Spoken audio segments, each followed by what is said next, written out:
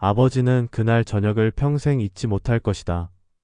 편의점에서 산 로또 용지를 펼쳐놓고 당첨 번호를 확인하던 순간 손이 미세하게 떨렸다. 한 번, 두 번, 세 번. 다시 확인해도 숫자는 변하지 않았다.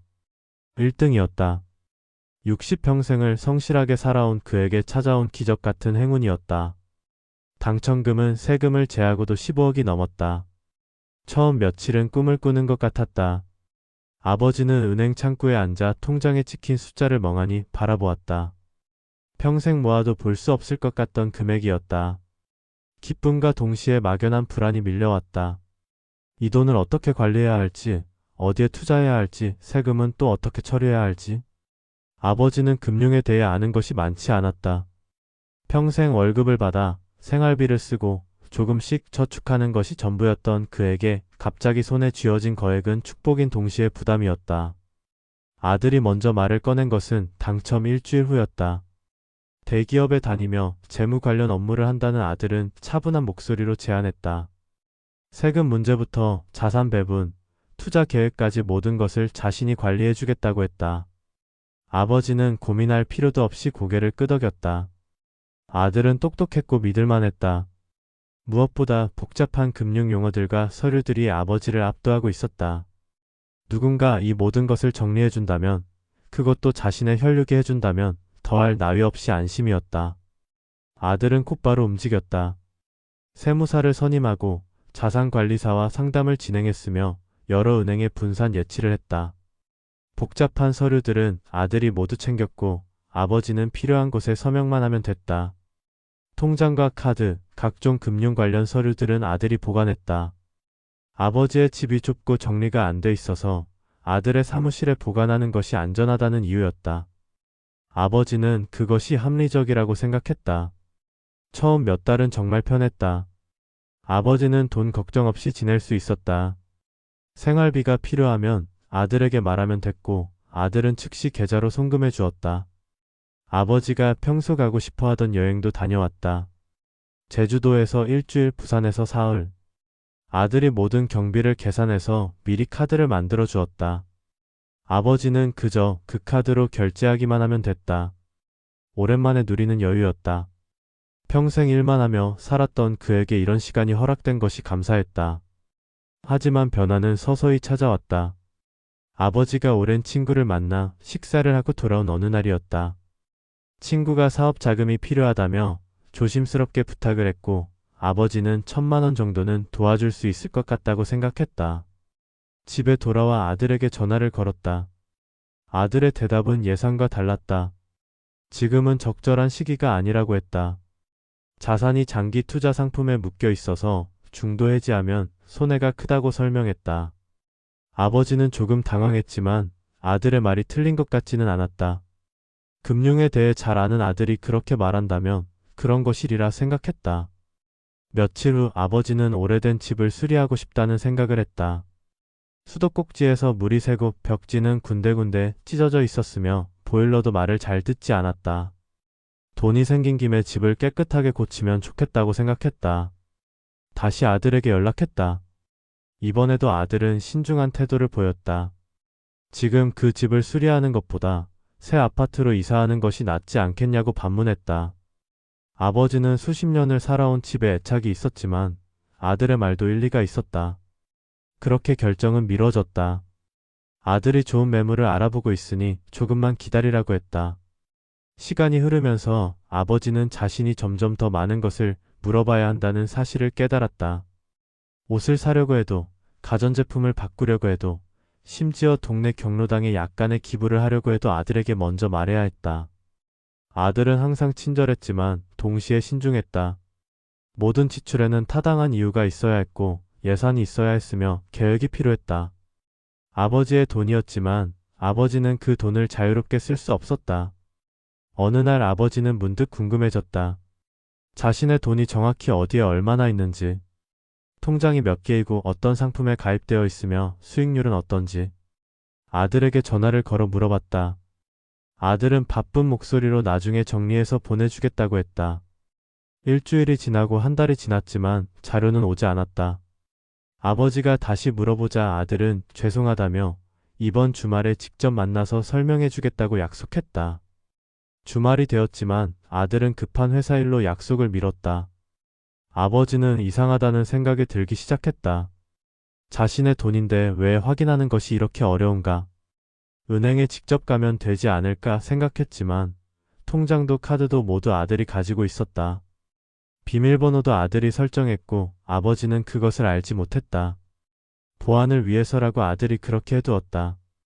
당시에는 그것이 안전한 방법이라고 생각했는데 이제 와서 생각해보니 아버지는 자신의 재산에 접근할 방법이 전혀 없었다. 불안이 커지기 시작했다. 밤에 잠을 이루지 못하는 날이 많아졌다. 아들을 의심하고 싶지 않았지만 의문은 계속 자라났다.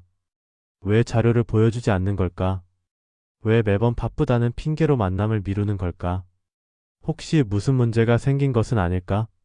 아버지는 며느리에게 넌지시 물어봤다.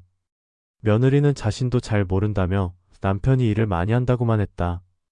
그녀의 표정에서도 약간의 불안이 엿보였다. 아버지는 용기를 내어 아들에게 통장을 돌려달라고 했다. 자신이 직접 관리하고 싶다고 그동안 고마웠지만 이제는 스스로 해보고 싶다고 말했다. 아들의 반응은 즉각적이었다. 목소리에 당혹감이 섞여 있었다. 왜 갑자기 그러시냐고, 혹시 자신을 믿지 못하시냐고 물었다. 아버지는 그런 것이 아니라고, 그저 자신의 것은 자신이 보고 싶을 뿐이라고 설명했다. 아들은 한숨을 쉬며 말했다. 지금 여러 상품에 분산 투자되어 있어서 통장을 돌려받아도 의미가 없다고, 오히려 혼란만 가중될 거라고. 조금만 더 기다리면 큰 수익이 날 텐데 지금 건드리면 다 망친다고. 아버지는 더 이상 할 말이 없었다. 아들의 논리는 그럴듯했고 아버지 자신은 반박할 만한 지식이 없었다. 하지만 마음 한구석에서는 무언가 잘못되고 있다는 직감이 떠나지 않았다. 자신의 돈이 맞는가? 자신이 그 돈의 주인이 맞는가? 서류에는 분명 아버지의 이름이 적혀 있을 것이다. 하지만 실제로 그 돈을 움직일 수 있는 사람은 아들뿐이었다. 몇 주 후 아버지는 건강검진에서 이상 소견을 받았다. 정밀 검사가 필요하다는 의사의 말에 가슴이 철렁했다. 검사 비용이 꽤 나올 것 같았다. 아들에게 연락했다. 아들은 걱정하지 말라며 자신이 처리하겠다고 했다. 며칠 후 아들이 보낸 카드로 병원비를 결제했다. 고마웠지만 동시에 씁쓸했다. 15억이 넘는 돈이 있는데 병원비조차 아들의 허락을 받아야 하는 자신의 처지가. 검사 결과는 다행히 큰 문제가 없었다. 하지만 그 과정에서 아버지는 깨달았다. 만약 자신에게 정말 큰 병이 생긴다면, 만약 급하게 큰 돈이 필요하다면 과연 그 돈을 쓸 수 있을까? 아들이 허락하지 않는다면 어쩔 것인가? 법적으로는 아버지의 재산이지만 실질적으로는 아들의 통제 아래 있었다. 아버지는 조심스럽게 주변 사람들에게 조언을 구했다. 경로당에서 만난 지인에게 넌지시 상황을 설명했다. 지인은 고개를 저으며 말했다. 그건 위험한 일이라고, 아무리 자식이라도 재산을 완전히 맡기면 안 된다고. 법률 상담을 받아보라고 권했다. 아버지는 그럴 생각까지는 없었지만 지인의 걱정 어린 눈빛이 오래 기억에 남았다. 계절이 바뀌고 또 바뀌었다. 아버지는 여전히 아들이 보내주는 생활비로 살았다. 금액은 충분했다. 모자람 없이 생활할 수 있었다. 하지만 그것은 용돈 같았다. 성인이 된 자식에게 받는 용돈. 자신의 돈으로 자신이 쓰는 것이 아니라 누군가의 허락과 배려로 쓰는 돈. 그 차이는 작아 보였지만 아버지의 자존감을 조금씩 깎아냈다. 아들은 가끔 찾아와 최근 투자 상황을 간략히 보고했다. 수익이 났다고 잘 되고 있다고 말했다. 구체적인 숫자는 말해주지 않았다. 복잡하니까 나중에 정리해서 보여주겠다고 했다. 아버지는 더 이상 묻지 않았다. 물어봐도 명확한 답을 얻을 수 없다는 것을 알았기 때문이다. 어느 날 아들이 중요한 결정을 내렸다고 알려왔다. 수익성 좋은 부동산에 투자했다고 했다. 큰 수익이 기대된다며 자랑스러운 목소리였다. 아버지는 그제야 물었다. 얼마를 투자했냐고. 아들은 잠시 망설이다가 5억이라고 답했다. 아버지는 숨이 막혔다. 5억. 자신의 재산 3분의 1이 자신도 모르는 사이에 어딘가에 묶인 것이다. 상의도 없이 허락도 없이. 아들은 좋은 기회였고 빨리 결정해야 했다고 변명했다. 아버지에게 연락했지만 전화를 받지 않으셔서 급하게 결정했다고 했다. 아버지는 그날 전화를 받지 못한 것을 기억했다. 목욕탕에 가 있었다. 겨우 2시간 정도. 그 짧은 시간에 5억이 움직인 것이다. 아들에게 화를 내고 싶었지만 목소리가 나오지 않았다. 아들은 계속 설명했다. 수익률이 얼마나 좋은지, 얼마나 안전한 투자인지. 하지만 아버지의 귀에는 아무것도 들리지 않았다. 그날 이후 아버지는 완전히 달라졌다. 아들과의 관계에서 자신이 어떤 위치에 있는지 명확히 깨달았다. 명목상으로는 재산의 주인이었지만 실제로는 아무런 권한이 없었다. 아들이 모든 것을 결정했고 아버지는 그저 통보받을 뿐이었다.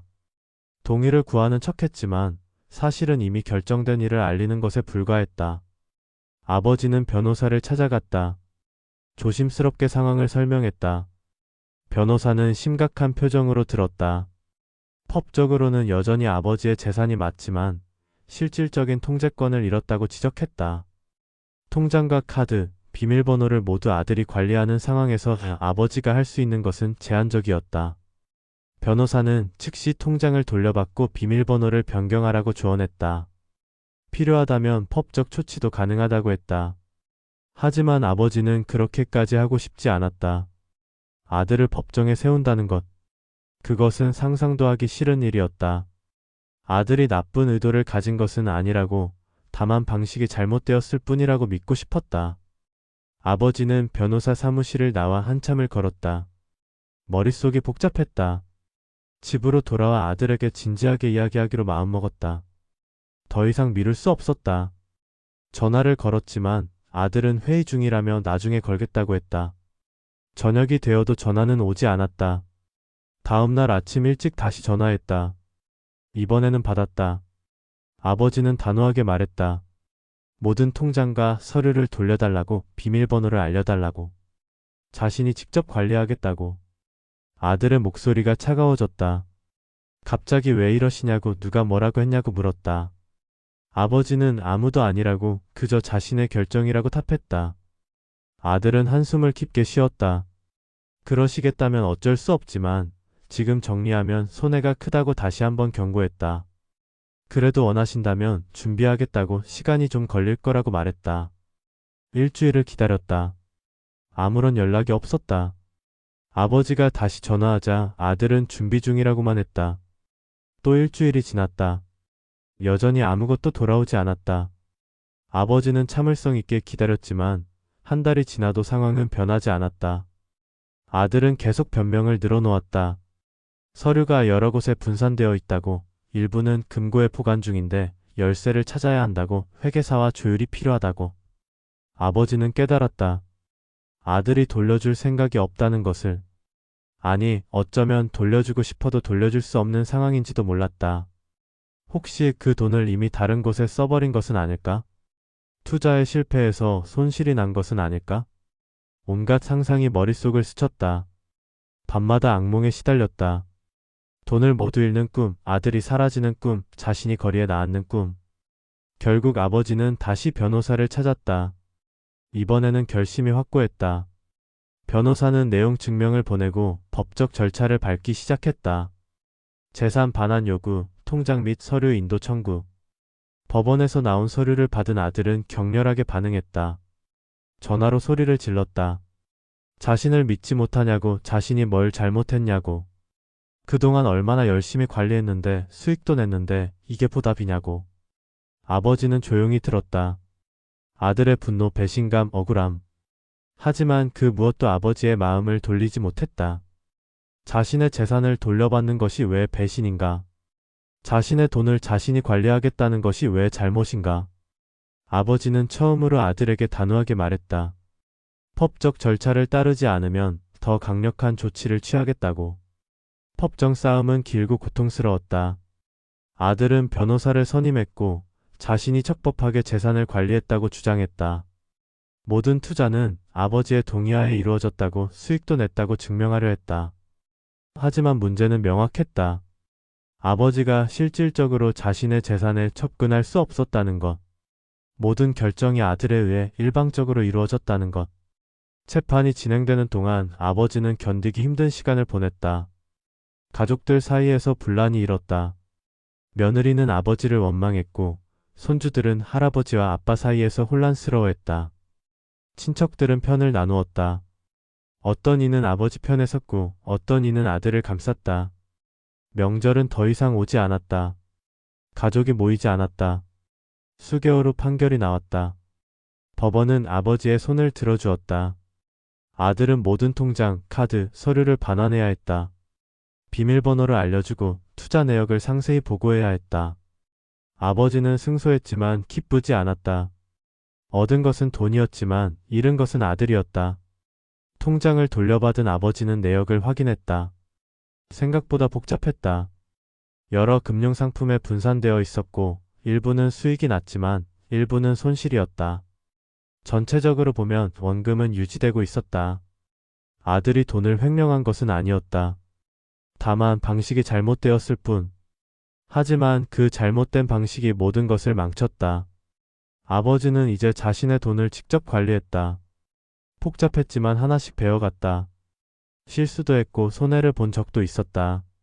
하지만 그것은 자신의 선택이었고 자신의 책임이었다. 누군가의 허락을 구할 필요도 눈치를 볼 필요도 없었다. 쓰고 싶을 때 쓸 수 있었고 투자하고 싶을 때 할 수 있었다. 자유를 되찾았다. 하지만 그 대가는 컸다. 아들과는 연락이 끊겼다. 가끔 명절에 짧은 문자가 오는 것이 전부였다. 손주들의 목소리를 듣지 못한 지 오래되었다. 며느리는 아버지를 피했다. 가족 모임은 더 이상 없었다. 아버지는 혼자였다. 늦은 밤 아버지는 종종 생각했다. 돌이킬 수 있다면 무엇을 다르게 했을까? 처음부터 아들에게 맡기지 않았을까? 아니면 조금 더 일찍 문제를 제기했을까? 아니면 그냥 참고 살았을까? 돈과 가족 중 하나를 선택해야 했다면 무엇을 선택했어야 했을까? 답은 없었다. 이미 일어난 일이었고 되돌릴 수 없었다. 아버지는 통장을 보며 한숨을 쉬었다. 숫자는 그대로였다. 15억. 여전히 큰 돈이었다. 하지만 그 돈이 가져다 준 것은 행복이 아니었다. 자유도 아니었다. 외로움과 후회였다. 로또 1등에 당첨된 날 아버지는 인생이 바뀔 거라고 생각했다. 실제로 바뀌었다. 하지만 그가 상상했던 방향은 아니었다. 돈이 들어온 순간부터 조금씩 그러나 확실하게 그의 삶은 무너지기 시작했다. 아들의 제안을 받아들인 순간 편하게 살 수 있을 거라 믿었던 그 순간이 모든 것의 시작이었다. 아버지는 이제 안다. 돈을 맡기는 것과 권한을 넘기는 것의 차이를, 신뢰와 방임의 경계를, 편함과 의존의 간격을, 그리고 무엇보다 결정권을 잃는다는 것의 무게를. 그것은 단순히 돈을 쓸 수 없다는 문제가 아니었다. 자신의 삶을 스스로 결정할 수 없다는 것, 누군가의 허락을 받아야 한다는 것, 그것이 한 사람의 존엄을 얼마나 깎아내리는지. 겨울이 깊어갔다. 아버지는 창밖을 바라보았다. 눈이 내리고 있었다. 하얗게 쌓인 눈 위에는 아무 발자국도 없었다. 깨끗하고 고요했다. 마치 아무 일도 없었던 것처럼. 하지만 아버지는 알았다. 눈이 녹으면 그 아래 흙이 드러날 것을. 모든 흔적이 남아있을 것을. 아버지는 천천히 창문을 닫았다. 방은 따뜻했지만 마음은 차가웠다. 난로가 타고 있었지만 외로움은 녹지 않았다. 통장은 서랍 속에 있었지만 그것을 볼 때마다 가슴이 아팠다. 돈은 돌아왔지만 아들은 떠났다. 로또 1등에 당첨된 날보다 자산 관리를 제안했던 아들의 그 말 한마디가 아버지의 인생을 더 크게 바꿔놓았다. 행운이 불행의 씨앗이 되었고 신뢰가 갈등의 원인이 되었으며 사랑이 상처로 변했다. 아버지는 부자가 되었지만 동시에 모든 것을 잃었다. 그리고 그 무게를 홀로 견디며 눈 내리는 겨울밤을 보내고 있었다. 만약 여러분이 이 아버지였다면 자산 관리를 끝까지 맡겼을까요? 아니면 관계가 멀어지더라도 직접 관리했을까요? 아버지의 선택이 이해되셨는지 아니면 너무 늦었다고 느껴지셨는지 댓글로 여러분의 생각을 남겨주세요. 시청해주셔서 감사합니다.